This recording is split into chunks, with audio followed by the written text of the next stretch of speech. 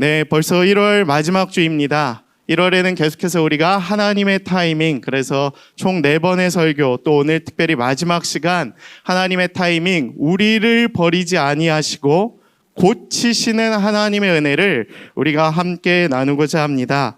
여러분, 새해가 시작되면 우리는 늘 뭔가 새로움을 기대해요. 뭔가 새로워질 것들, 내가 새롭게 뭔가 행할 것들, 내가 새롭게 누릴 것들을 우리는 기대하며 나아갑니다.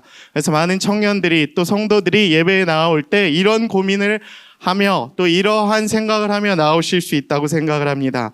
올해는 좀 달라질 수 있을까? 특별히 우리에게 작년은 너무 큰 위기였기 때문에 누구에게나 할 거 없이 진짜 초토화된, 너무 고달팠던, 힘들었던 한 해였기 때문에, 잊고 싶었던 한 해였기 때문에 많은 이들이 올해의 소망은 이전으로 돌아갈 수 있을까? 아니면 올해는 작년과는 달리 좀 괜찮아질 수 있을까라는 질문을 가지고 교회 문턱을 넘고 예배를 드리고 있을지도 모릅니다. 저는 그러한 소망을 가지고 나온 믿음의 청년들이 환영합니다. 오늘 이 예배를 통하여 하나님이 여러분의 마음을 터치하시리라 믿습니다. 작년 한 해 동안 우리는 이해할 수 없는 엄청난 위기와 고난을 겪었어요. 그 고난이 우리의 삶과 신앙을 많이 흐트러 놓았지만 저는 그럼에도 불구하고 무너진 우리를 버리지 아니하시고 고치시는 하나님의 은혜가 오늘 저와 여러분의 삶 가운데 임하실 줄을 믿습니다. 그래서 우리가 시작할 때는 무엇으로 했냐? 물음표로 시작을 해요. 한 해를 시작할 때 물음표로 시작을 했던 우리의 신앙과 우리의 믿음과 우리의 고백이 올 한 해를 끝나는 그 예배의 순간에는 하나님을 향한 느낌표로 변화될 수 있는 귀한 시간들이 되기를 소망합니다. 하나님께서 여러분을 그렇게 변화시키실 것이에요. 제가 작년에 한 청년을 신방을 했었습니다. 오늘 설교를 뭘 준비할까 하다가 그 청년을 만났던 기억이 나요. 혹시 자기이진 않을까 또 생각하는 청년들이 있겠지만 제가 그 청년 때에게 이렇게 질문을 던졌어요. 그날따라 그 질문을 던지고 싶더라고요. 누구누구야, 청년 예배 때 어떠한 하나님의 말씀을 듣고 싶냐라는 질문을 제가 던졌어요. 근데 저는 위로, 회복, 승리, 비전 이런 것들을 기대했거든요. 그래서 그런 대답이 나오면 제가 이런 대답들을 해줘야지라고 준비를 하고 있었어요. 근데 그 청년의 대답이 의아했었습니다. 무엇이었냐 하면 그 청년의 대답이 아직도 제 가슴을 울려요. 그 청년의 대답은 이랬어요. 목사님, 매 예배 때마다 제가 얼마나 죄인인지를 깨닫고 싶어요. 하나님의 말씀을 통해서. 이런 대답을 한 거예요. 그래서 제가 너무 놀랐습니다. 거의 목회자 수준의 영성을 가지고 있는 청년이구나 라는 것을 깨달았어요. 그거예요. 예배는 하나님을 만나러 오는 자리죠. 하나님을 만나야 합니다. 여러분 믿으십니까? 근데 나를 위로해 주시는 하나님도 만나야 하지만 위로가 때로는 우리에게 영적 경각심을 잃어버리게 만들어요. 하도 위로해 주다 보면 그 위로가 당연한 것으로 느껴지고, 그러다 보니 하나님께서 내게 주시는 위로는 당연한 것이고 내가 하나님께 해야 할 믿음의 의무와 책임은 잊어버리는 경우가 많아요. 그래서 저는 오늘 설교의 주제를 우리가 얼마나 죄인인지 깨닫는 것, 여기서부터 우리가 다시 시작을 했으면 좋겠다라는 마음으로 이 설교를 준비했습니다. 여러분, 이전으로 돌아가고 싶다라는 이야기를 정말 많이 들어요. 청년들의 올 한 해 설문조사를 한번 해보면 그와 같은 대답이 제일 많을 거예요. 올 한 해 소망하는 바가 무엇입니까? 코로나 이전으로 돌아가고 싶다. 근데 여러분, 돌아가는 것은 회복이잖아요. 그렇죠? 진정한 회복은 어디서부터 일어나냐 하면 위로와 치유이기도 하지만 진정한 회복은 하나님을 향한 우리의 죄악을 회개하는 것부터 시작이 되는 것입니다. 성경에서 역사는 적어도 그랬어요. 많은 이스라엘 백성이 그런 고백을 동일하게 했거든요. 무슨 고백? 바벨론 포로 이전으로 돌아가고 싶다. 내 삶이 너무 무겁습니다. 힘듭니다. 그런 고백을 많이 했거든요. 근데 하나님은 언제나 회개부터 시작을 하셨어요. 느헤미야를 보십시오. 에스겔을 보십시오. 다 진정한 회복의 시작은 말씀을 되찾고 말씀을 사모하고 진정한 통회와 자복과 회개로부터 시작을 했다는 것을 우리가 알 수 있게 되는 것입니다. 그래서 저는 얼마나 하나님이 우리를 사랑하시는가 다시 오늘 깨닫게 되기를 원합니다. 우리가 얼마나 가득한 죄인들이었는지를 깨닫기를 원합니다. 바로 그때에 우리의 진정한 영적인 회복이 시작될 줄로 믿습니다. 성령의 충만한 예배를 통하여 살아계신 하나님을 만나고 그 하나님의 음성을 듣는 귀한 시간이 되기를 원합니다. 먼저 하나님께서 우리에게 주시는 오늘의 첫 번째 메시지는 다음과 같습니다. 우리를 사랑해 주시고 불쌍히 여겨 주시는 하나님의 은혜가 이미 임했음을 믿어야 한다. 저를 한번 좀 따라해 주시겠습니까? 하나님의 은혜는 이미 임했습니다. 아멘. 오늘 본문 1절 말씀 제가 봉독하겠습니다. 이스라엘이 어렸을 때에 내가 사랑하여 내 아들을 애굽에서 불러냈거늘. 아멘. 교회를 다니며 예배할 때마다 저는 반드시 깨닫고 고백해야 할 한 가지가 있다라고 주장을 합니다. 가르치고 있습니다. 그것은 바로 우리가 죄인이라는 거예요. 예배 때마다 우리가 나와서 하나님 앞에 우리의 죄를 고백해야 돼요. 얼마나 악하고 더러운 죄악인가 그 증거로 제가 다음과 같은 것들을 알려드리겠습니다. 그 증거로 죄인인 우리는 자꾸 흔들려요. 하나님의 은혜를 받았음에도 불구하고 작년 여러분의 삶을 되돌아보면 우리가 얼마나 죄인이었는지를 알 수 있습니다. 작년 한 해 동안 수도 없이 흔들렸어요. 마음과 믿음이 약해졌어요. 위기 속에서 하나님을 바라봐야 하는데 하나님이 안 계시는 것처럼 느껴지는 삶을 우리는 매일 살았을지도 모릅니다. 그런데 그 중에서 가장 어려운 것은 하나님을 향한 믿음이 약해진 것이 가장 큰 죄악이었다라는 것입니다. 하나님을 알고 믿으면서도 나의 연약함과 죄악으로 인해 하나님을 멀리하고 우상을 따르고 예배를 게을리했어요. 생명과 같은 예배를 우습게 여겼습니다. 예배를 드려도 내 현실은 달라지지 않을 거야 라는 생각이 우리를 지배했어요. 게을리했죠. 하나님이 명령하신 그 자리를 지키지 않았어요. 어제 목사님도 얘기하셨죠. 리더십이면 그 자리를 지키는 것, 그것만으로도 충분하다. 여러분, 그것이 필요한 거예요, 우리에게. 그것을 우리가 회복해야 된다라는 것입니다. 하나님이 오늘 우리에게 이 예배를 통하여 가장 바라시는 건 나의 죄악을 깨닫는 것입니다. 하나님이 먼저 우리를 긍휼히 여겨주시기를 간절히 소망해야 한다라는 것이에요. 나는 하나님을 생각하고 바랄 때 과연 어떠한 생각이 드는가 한번 스스로를 돌이켜보실 수 있길 원합니다. 하나님과의 관계를 생각할 때 나는 지금도 하나님께 뭔가를 바라고 있는가, 바라기만 하는가, 아니면 정말 나의 더러운 죄악과 불순종을 긍휼히 여기시기를 하나님께 바라고 있는가. 이것이 우리와 하나님과의 관계라는 거예요. 여러분, 하나님을 믿으면 언제가 가장 감격스럽습니까? 여러분, 하나님을 믿어왔던 지난 20년 혹은 그 이상의 시간들 동안 언제가 가장 기뻤습니까? 저는 나 같은 죄인을 하나님께서 구원하셨다라는 그 감격이 제일 기쁘더라고요. 아까 그 말한 청년, 그 고백이 우리의 고백이 되어야 할 줄로 믿습니다. 그것만 있으면 돼요. 하나님 다른 거 원하시지 않습니다. 구원의 시작, 믿음의 시작, 어디서부터 시작되냐? 회복의 시작, 바로 나의 죄를 깨닫는 것. 내가 회개를 하는 것부터 시작이 된다라는 것입니다. 놀라운 사실 아닙니까? 지난 삶을 되돌아보면 죄인인 내가 창조주인 하나님으로부터 버림받지 않았다는 그 사실, 그것이 너무 감격스럽고 그것이 너무나도 큰 은혜가 됨을 날마다 느끼는 거예요. 1절 말씀 다시 한번 봉독할 텐데, 이스라엘이 어렸을 때 내가 사랑하여 내 아들을 애굽에서 불러내었다. 이게 무슨 말씀입니까? 어렸을 때에, 여러분 어렸을 때가 여기서 무엇이냐 하면 스스로는 아무것도 할 수 없을 바로 그때를 의미합니다. 그러니까 스스로는 구원할 능력이 없는 그 순간에 하나님이 우리를 구원하셨음을 가르쳐주고 계시는 거예요.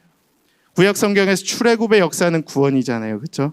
그 역사가 시작되었다라는 것입니다. 죄인인 우리에게 다른 소망은 없어요. 오직 하나님의 은혜와 은혜의 예수 그리스도의 십자가 사랑만이 필요한 것입니다. 로마서 3장 23절에 이렇게 기록이 되어 있습니다. 모든 사람이 죄를 범하였음에 하나님의 영광이 이르지 못하였더니 그리스도 예수 안에 있는 성령으로 말미암아 하나님의 은혜로 값없이 의롭다 하심을 얻은 자 되었느니라.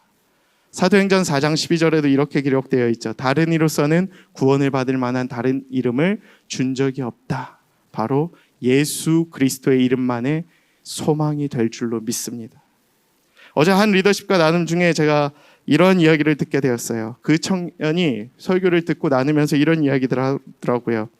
오늘 굉장히 큰 은혜를 받았는데 아직 내게 다가오시지 않은 하나님과 그 하나님께 나아가지 못하는 내 자신을 보며 올 한 해 아쉬움이 있는데 그 아쉬움을 채우는 한 해가 되고 싶습니다라는 고백을 하더라고요.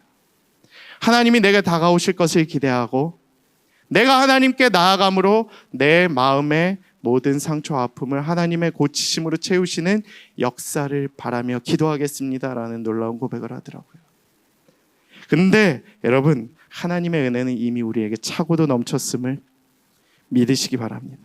오늘 1부에서 3부 담임 목사님의 설교와 같이 우리가 믿는 하나님은 여전히 동일하신 분이에요.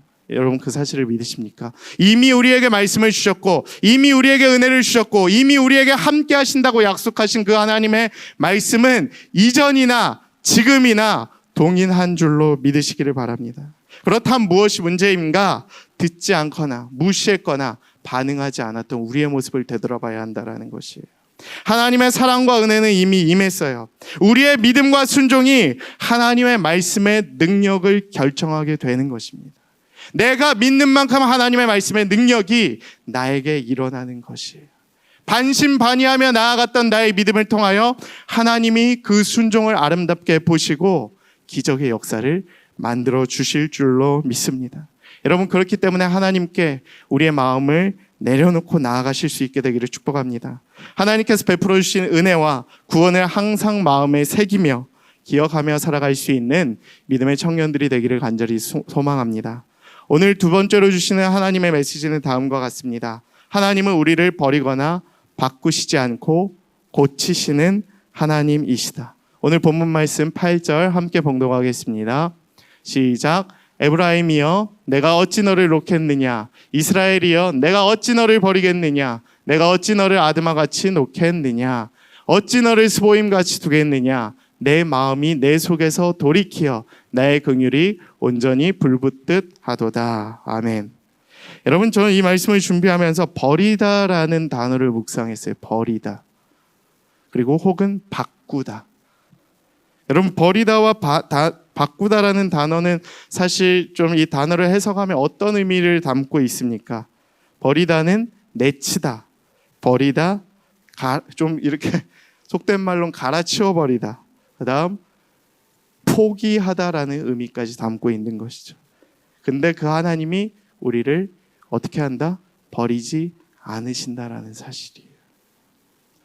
여러분, 사람을 버리고 바꾼다는 일이 얼마나 가슴 아픕니까? 그렇죠? 누군가를 버리고 내가 버림받는 거. 혹시 강아지를 키우시는 분들은 아시죠? 버림받은 유기견만 봐도 우리가 얼마나 마음이 아파요. 최근에 큰 이슈가 되었던 정인이 사건만 봐도 우리가 얼마나 가슴이 아픕니까? 왜 그렇습니까? 버림받았다는 그 사실이 우리에게는 늘 가장 큰 아픔과 충격을 가져다 주기 때문이에요. 오죽함 사람이겠습니까? 버림받았다. 그런데 오늘 말씀은 우리에게 분명히 가르쳐 주고 계세요. 하나님은 우리를 버리지 아니하시는 분이시다. 하나님은 우리를 바꾸지 아니하시는 분이다. 더 궁극적으로 하나님은 우리를 결코 포기하지 아니하시는 분이다. 여러분, 이 사실을 기억하실 수 있게 되기를 원합니다. 하나님 우리를 다른 것으로 대체하지 않으세요. 세상은 잘 못하면 어떻게 합니까? 바꾸죠. 갈아치워버립니다. 더 잘하는 것으로. 여러분, 혹시 기계, 핸드폰 낡거나 망가지거나 좀 시대에 뒤떨어지는 그러한 이제 그 기기가 되면 어떻게 합니까? 바로 갈아치워버리죠. 2년 만에 그냥. 그 날만을 기다리면서 우리가 갈아치워버리지 않습니까? 근데 하나님은 그렇게 바꾸시는 것이 아니라, 대체하는 것이 아니라 우리의 아픔과 상처를 고치시고 치유하시고 다시 살아날 수 있도록 일으키신다라는 사실을 오늘 우리가 믿고 나아갈 수 있게 되기를 원합니다. 하나님이 우리를 그렇게 창조하셨어요. 시험과 시험에 실패한 우리를 교체하지 않으세요. 오히려 고치시고 다시 일어설 수 있도록 회복을 시키십니다. 그게 하나님의 섭리고 그게 하나님의 사랑의 방법이에요. 세상에서 무시당하고 상처받은 우리를 버리지 않고 위로를 주시고 힘을 주시는 분이십니다. 하나님은 우리와의 어그러진 관계를 교체하지 않으세요. 우리가 말을 안 들으면 사실 바꿔야죠. 그렇죠? 세상에서는, 회사에서는 사장님 말 안 들으면 어떻게 됩니까? 바로 그냥 아웃이죠. 근데 하나님은 그렇게 하지 아니하십니다. 우리를 내치실 만한데 그렇게 말을 안 듣고 그렇게 죄악을 바라보고 그렇게 우상을 바라봤던 우리를 내치시지 아니하시고 내가 너를 결코 포기하지 않고 너를 붙들겠다라고 말씀을 하십니다. 제가 하나의 예화를 들어드리겠습니다. 어떤 사람이 차를 타고 길을 가던 중에 차가 고장이 났어요. 내렸습니다. 보험사가 이렇게 와닿지 않는 곳이었는지 스스로가 본네트를 열고 끙끙대고 있었어요. 아, 뭐가 망가진 거야? 막 계속 막 만지고 있었어요. 남자분들 뭐 차 망가지면 본네트 열고 막 그 가서 하는 신용이라도 막 하고 그러잖아요. 그때 어떤 차가, 고급 승용차가 지나가다가 멈췄습니다. 그리고 그 사람이 차를 고치는 것을 보면서 이제 도움이 필요하신가요? 하고 내려서 물어보기 시작했어요. 굉장히 이제 정장을 입고 리무진에서 이제 내린 사람이었으니까 좀 부담이 됐지만 도와주시면 좋겠습니다. 근데 그 이제 도움을 이제 물어봤던 그 사람이 이제 뚝딱뚝딱 본네트를 열고 고치기 시작했습니다. 그리고 어느 순간 이후에 차에 시동이 다시 걸리는 것을 이렇게 저희가 발견하게 되었습니다. 차량의 주인은 너무 고마워서 그에게 고마움을 표하며 얼마면 되겠습니까? 내가 어떻게 사례를 표해야 할까요? 너무 고맙습니다. 근데 그 사람은 사례는 괜찮습니다. 고쳤으면 됐죠 라고 하는데 왜 저에게 이러한 도움을 주셨습니까? 라고 그 사람이 질문을 했을 때 그 사람이 이렇게 대답을 했어요. My name is Henry Ford라고 이야기를 했습니다. 여러분 이 얘기 아시나요 혹시? 우리 한국식으로 표현을 하면 내 이름은 아직 잘 이해를 못 하시는군요. 현대자동차 회장 정몽구 회장입니다. 그 차를 내가 만들었습니다. 이렇게 이야기를 하는 것이었습니다. 하나님과 우리와의 관계가 그렇다는 거예요. 우리를 창조하신 그 하나님께서 우리가 아파하고 우리에게 시동이 걸리지 않고 우리에게 힘든 순간이 왔을 때 우리가 그것을 아파하며 싸매고 힘들어하는 그 순간에 그냥 지나치지 않으신다라는 사실입니다. 여러분 그 사실을 믿으실 수 있게 되기를 축복합니다. 그 주인이 이렇게 대답을 했다는 거예요. 길가에 고장난 채로 차를 세우고 서 있는 당신의 모습을 보면서 내가 너무 마음이 아팠어요. 왜? 내가 그 차를 만든 사람이기 때문에. 헨리 포드라고 이제 유명한 미국의 그 포드 자동차 회장이었죠. 내가 이 차를 만들었는데 이 차를 쓰는 그 당신이 그 차를 사용하지 못하고 아파하는 모습을 보면서 내가 도와주고 싶었다. 하나님의 마음이 그와 같지 않을까요? 자신이 창조하신 피조물인 우리를 바라보면서 피조물인 우리가 당신의 뜻대로 살아가지 못하고 아파하고 있는 것을 보면서 얼마나 도와주고 싶으실까? 얼마나 답답해 하실까라는 생각을 해보게 됩니다. 여러분 이와 같이 하나님은 우리를 바꾸지 아니하십니다. 고치시는 하나님이세요. 믿으십니까? 그분이 계획하신 대로 지으시고 살지 못하는 우리를 바라보며 괴로워하세요. 그리고 도와주고 싶어 하십니다. 그리고 여러분을 사랑하십니다. 여러분에게 여러 가지 문제와 제약이 있을 수 있지만 그것이 하나님과의 우리의 사랑을 단절하지 못합니다. 로마서 8장 38절에서 39절이 이렇게 기록이 되어 있죠. 어떠한 것도 어떠한 피조물이라도 우리를 우리 주 그리스도 예수 안에 있는 하나님의 사랑에서 결코 끊을 수 없다. 그 사랑은 끊을 수가 없는 거예요. 너무 크기 때문에 세상의 것들로는 끊을 수가 없어요. 연결되어 있다라는 것입니다. 하나님께서 지으신 대로 살지 못하는 우리를 보며 얼마나 답답해 하셨겠습니까? 그 하나님의 도우심이, 그 하나님의 치료하심이, 그 하나님의 만지심이 오늘 저와 여러분의 삶 가운데 임하게 되실 것입니다. 이사야 42장 3절에 이런 말씀이 기록되어 있죠. 상한 갈대를 꺾지 아니하신다. 상한 갈대는 사실 꺾어버려야죠. 그리고 버리고 새로운 것을 기대해야죠. 근데 하나님은 그 상한 갈대조차도 꺾어버리지 아니하시고 심판하지 아니하시고 이제 다시 치유하시고 회개를 통하여 일어서는 그 상한 꺾대를 일어설 수 있도록 도와주시는 분이심을 우리가 믿으며 나아가야 하는 것입니다. 우리를 사랑하시고 우리에게 능력 주시는 자의 능력으로 말미암아 우리는 결코 해낼 것입니다. 하나님의 은혜로 이루어낼 것이에요. 하나님의 은혜로 승리하실 것입니다. 여러분 잘하고 있습니다. 여러분은 여러분이 생각하는 것보다 훨씬 더 잘하고 있어요. 하나님은 여러분을 그렇게 격려해 주실 것입니다. 그렇게 나아가기를 소망하실 것입니다. 내가 창조한 이유가 너희의 기쁨 때문 아니겠냐. 하나님을 향하여 영광 올려드리고자 함이 내가 너를 창조한 이유가 아니겠냐. 근데 왜 낭망하고 있느냐? 왜 낙심하고 있느냐? 왜 불안해하고 있느냐? 내가 너와 함께한다. 이제는 기뻐하고 나에게 소망을 두라. 나에게 나오라라고 우리에게 말씀하시고 우리를 초청하고 계시는 것입니다. 그 하나님의 초청과 그 하나님의 부르심과 그 하나님의 부르심 앞에 우리가 나아갈 수 있는 자들이 되기를 소망합니다. 세 번째 메시지는 다음과 같은데요. 하나님의 이름을 부르고 그분께 나아갈 때에 우리의 지친 영혼이 회복되기 시작한다라는 것이에요. 이제 하나님이 우리를 얼마나 사랑하시는지 알았으니까 우리가 그럼 어떻게 해야 하는가? 나아가는 거예요. 나아가는 거. 오늘 본문 10절 말씀 제가 함께 읽도록 하겠습니다. 시작. 그들은 사라처럼 소리를 내시는 여호와를 따를 것이라. 여호와께서 소리를 내시면 자손들이 서쪽에서부터 떨며 오되. 그 다음 11절도 계속해서 읽겠습니다. 그들은 애굽에서부터 새같이 아수르에서부터 비둘기같이 떨며 오리니 내가 그들의 집에서 머물게 하리라. 나 여호와의 말이니라. 아멘.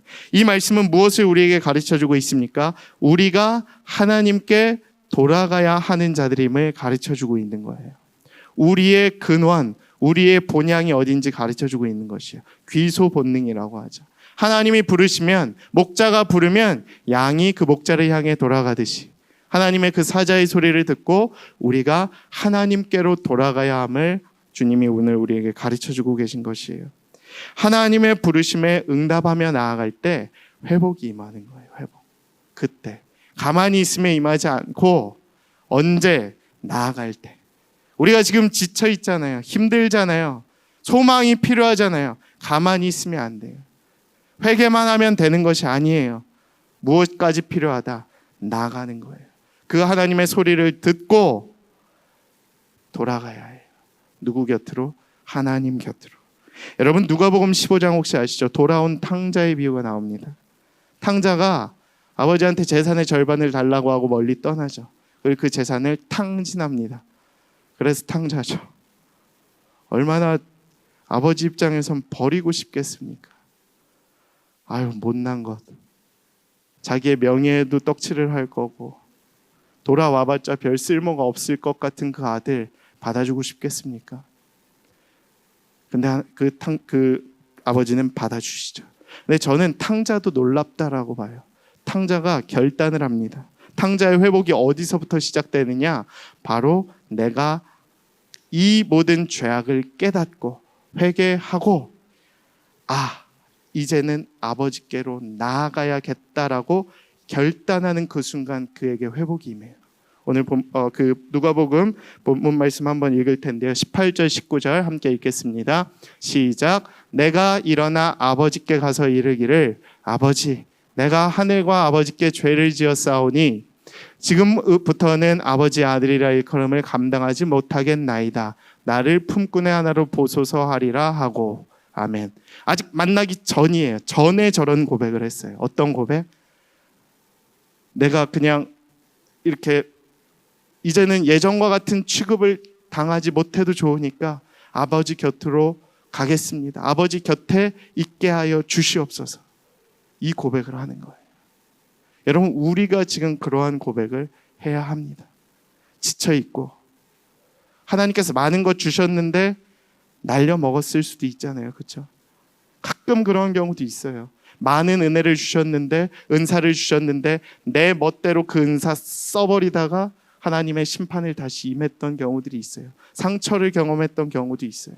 망했던 경험이 있을 수도 있습니다. 근데 하나님은 그래도 괜찮다라고 하세요.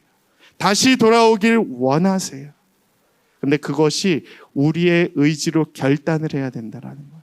돌아온 탕자조차도 그러한 고백을 했다는 거예요. 오늘 호세아에서의 말씀과 동일하죠. 어떻게 그 결단을 할 수 있었겠습니까? 사실 아버지 얼굴이나 볼 수 있었겠어요? 아버지가 재산이 100억이었으면 50억 줬을 텐데 50억 다 홀라당 날려먹고 이상한 생활하다가 아버지께로 가면 죽임밖에 더 당하겠냐, 그런 두려움이 그를 사로잡았을 법도 한데 그는 결단을 했던 겁니다. 여러분, 여러분의 삶에 오늘 이러한 결단을 해야 돼요. 아버지, 내가 돌아가겠습니다. 호세아 11장 10절의 말씀과 같이 사자처럼 소리를 내시는 여호와를 다시 따라가겠습니다. 다시 주님께 나아오겠습니다. 다시 주님 앞에 무릎을 꿇겠습니다. 그때부터 나의 회복이 시작될 줄로 믿습니다. 내가 각성하고 내가 결단하고 내가 진정으로 나의 죄악을 회개할 때에, 하나님 앞에 나아올 때에, 부끄러워도 아무것도 없어도 하나님 앞에 다시 나아오기로 결단하는 그 순간부터 나의 지친 마음이, 나의 이 어그러진 상태가, 나의 이 망한 현실이 다시 회복을 시켜주실 줄 믿습니다. 돌아온 탕자와 같이 우린 주님께 나아가기로 결단을 해야 돼요. 회복하고 싶습니까? 코로나 이전으로 돌아가고 싶습니까? 2021년 하나님께서 여러분을 부르신 그 자리로 나아가서 하나님을 부르짖고 하나님을 만나십시오. 그럼 하나님이 여러분을 회복시키실 것입니다. 청년들이 유혹이 많죠. 죄악이 많죠. 저도 청년의 세대이지만 지금같이 유혹이 많은 시대가 별로 없는 것 같아요. 돈만 있으면 뭔가 다 되는 것 같아요.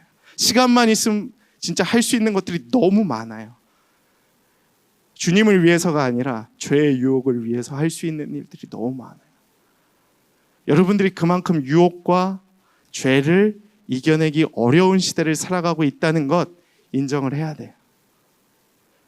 내가 죄인인 거 알겠는데 죄가 더 많아요. 그러니까 너무 힘든 거야. 가뜩이나 죄인인데 죄가 창궐하는 시대를 살아가고 있어서 내가 더 힘든 거예요. 근데 이 죄악이 가득한 시대에 무엇으로 나를 지키며 살아갈 수 있는지 우리는 고민을 해야 된다고요. 나를 지킨다는 단어 얼마나 좋습니까? 여러분이 그만큼 소중한 주님의 자녀이기 때문에 죄악으로부터 내가 더러워지지 않도록 나를 지킬 수 있는 나름대로의 그 규칙, 룰, 이런 행위들이 필요하다는 거예요. 시편 119편 11절은 이렇게 기록을 하고 있습니다. 내가 주께 범죄하지 아니하려 하여 주의 말씀을 내 마음에 두었나이다. 적으세요. 시편 119편 11절. 내가 주께 범죄하지 아니하려고. 내가 주님 앞에 이제 다시는 죄악을 짓지 않겠습니다. 이제 다시는 그 죄악의 길로 가지 않겠습니다. 그러기 위해선 내게 무엇이 필요하냐?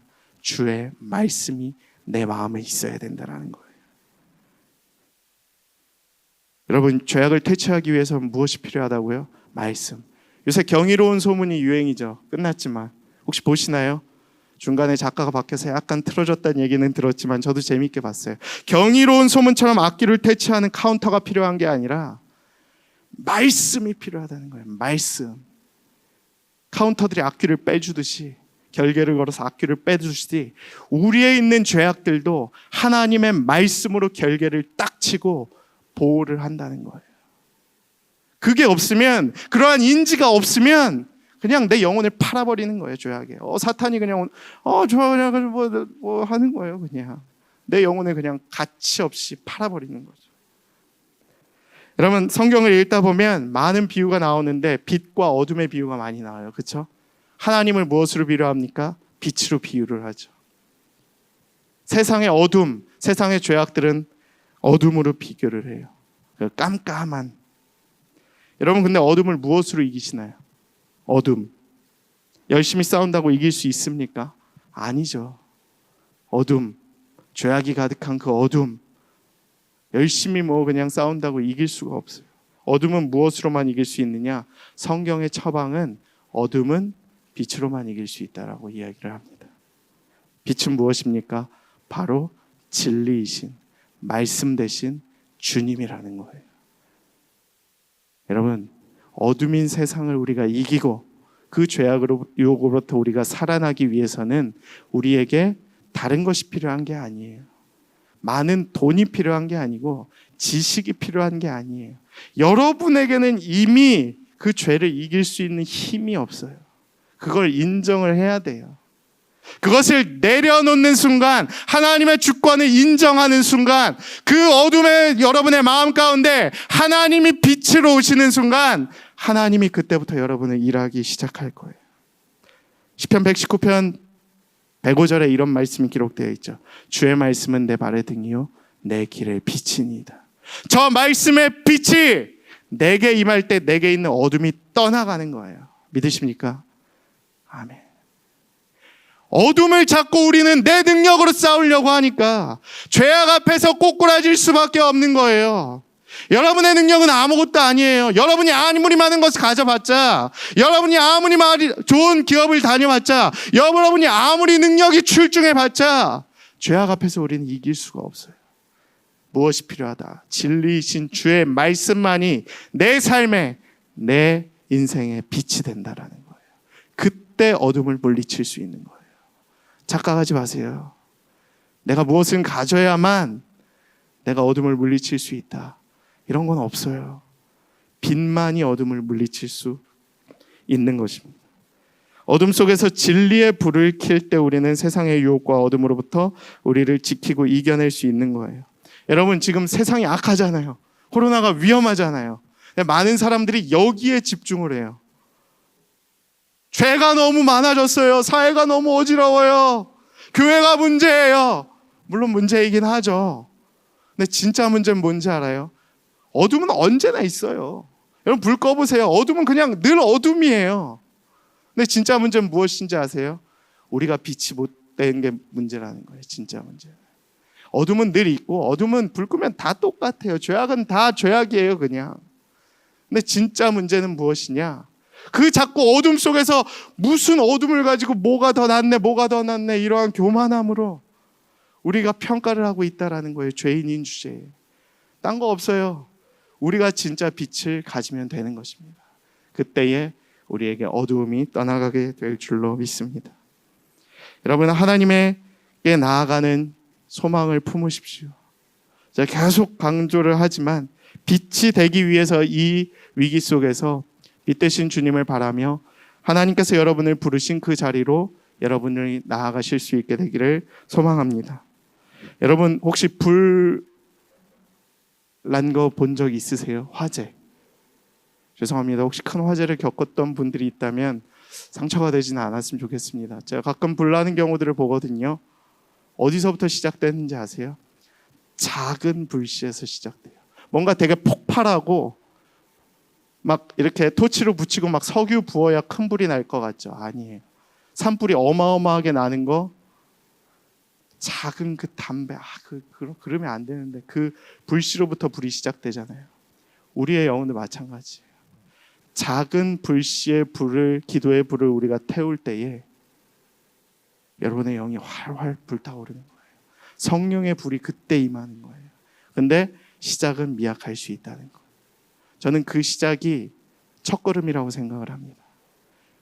죄를 회개하는 것, 하나님이 나를 얼마나 사랑하시는지 깨닫는 것, 그 다음 마지막으로 나아오는 것. 엉뚱한 데 가서 빛을 찾지 마시고 주님께 나아와서 빛을 찾으실 수 있게 되기를 소망합니다. 여러분, 참 감사한 게 우리 공동체에 이미 그 불이 타올랐어요. 아십니까? 어젯밤에 불이 났어요. 기억하시죠? 리더십들이 변화하고 있습니다. 아무도 동요를 안 하시는데 정말 제가 깜짝 놀랐어요. 올해 달라지겠어, 이런 마음이 제게도 없었겠습니까? 여러분한테서 오늘 달라질 거야, 올해는 달라지자 하지만 늘 의심이 있죠. 어떤 리더십은 저한테 그러더라고요. 목사님, 첫 주에는 원래 다 그래요. 금방 다 원상복귀 돼요. 회개하십시오. 믿음이 적은 자요. 반신반의했던 자들이요, 다 믿음을 가지십시오. 어제 불타올랐습니다. 오지 말라고 한 적은 없지만 그 야밤에 모여서 또 사경회 한다고 어떤 친구는 연락이 왔어요. 저 알바하는데 이어폰 꼽고 해도 되냐고. 제가 너무 감동을 받았어요. 카메라는 못 켤 것 같아요. 죄송해요. 근데 열심히 들을게요. 그리고 계속 답변 올리고 너무 큰 은혜를 받았어요. 난 집에서 이렇게 편한 복장으로 하려다 교회 와서 그냥 저도 막 정자세로 막 더 열심히 하게 되고, 지금 그 불이 타올랐다는 것입니다. 계속해서 우리의 영혼에 작은 불이 타오르게 될 줄로 믿습니다. 우리 공동체를 전체를 불태울 것이에요. 여러분 올 한 해 기대하셔도 좋습니다. 리더십이 변하면 공동체는 반드시 변해요. 반드시 변해요. 역으로 해석하면 리더십답지 못하면 그 공동체는 반드시 무너집니다. 그러니까 리더십들이 살아야 돼요. 전 그래서 리더십에 목숨을 거는 겁니다. 30명이 살면 100명은 그냥 당연히 변하게 돼요. 30명만 변하고 30명만 불이 임하면, 여러분 작은 불씨가 그 큰 산을 태우잖아요. 그렇죠? 3%의 소금이 큰 바다를 짜게 만들잖아요. 근데 우리는 120명인데 30%면 30명이면 25%잖아요. 25%가 변했는데 나머지 75%가 안 변할 수 있겠습니까? 변한다고요. 타오르셔야 합니다. 작은 불씨를 지펴야 합니다. 하나님께 나아가는 그가 바로 오늘 내가 되어야 할 줄로 믿습니다. 여러분 낙심과 불안 가운데 있는 사람들이 있습니까? 오늘 하나님께 여러분의 죄악을 두고 나아가실 수 있게 되기를 소망합니다. 이 시간 함께 말씀을 기억하며 우리가 찬양하기를 원합니다.